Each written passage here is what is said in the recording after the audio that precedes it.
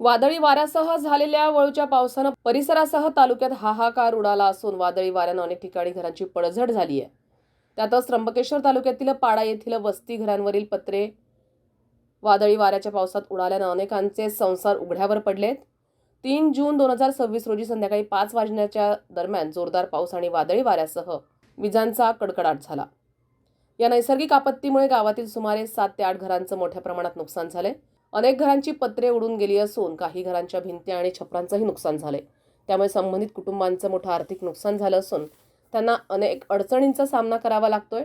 तरी प्रशासनाने या घटनेची तत्काळ दखल घेऊन नुकसानग्रस्त घरांचा पंचनामा करावा आणि शासनाच्या आपत्ती निवारण नियमानुसार संबंधित नागरिकांना योग्य ती आर्थिक मदत आणि भरपाई लवकरात लवकर मंजूर करावी, अशी हेदुलीपाडा ग्रामस्थांची शासनाकडे मागणी होतीये. संविधान न्यूजसाठी रामदास शीर, त्र्यंबकेश्वर. आमची वादी वाऱ्याने इतकी नुकसान केलेली आहे. आता राहायचं कुठं, पत्र पाहणार पैसे पाहिजेत ना. आम्ही हातावरली माणसं, मंजुरीवाली माणसं, काहीतरी आम्हाकडे पाहिजे ना. तुम्ही तरी येऊन काहीतरी पहा, बघा, पंचनामा करा. ही बिकट परिस्थिती आज झाली. आज पाऊस डोक्यावर आला, एवढ्या वादळी नुकसान केलेले आहे, तर काहीतरी नुकसान झालेले आहे.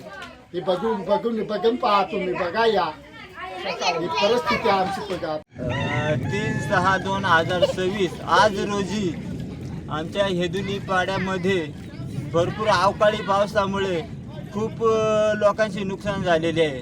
कारण एक सुद्धा म्हणजे जवळजवळ 5-6 घरं वाऱ्याने उडून गेलेले आहेत आणि झाडं सुद्धा या घरावर पडलेली आहेत.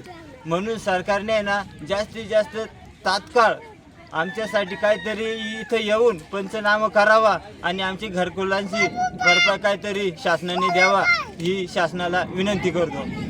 लय नुकसान झाली. माझा घर पूर्ण फेकून दिला. वायदळीना वारा पाणी पाऊस लय जोरात पडला. घर आका फेकून दिला माझा. काय करायचं, आम्ही हातावरली माणसं. हेदुली पाड्यात पाऊस जास्ती पडला, वायदा आली, आमची घराच्या नुकसानी झाल्या. आमची सरकारनं आमची दखल द्यावा, आमची भरपाई करून द्यावा. आज गरीब दुबळे आमची पाणी पावसात पोरं जेवण कुठं राहणार आहे.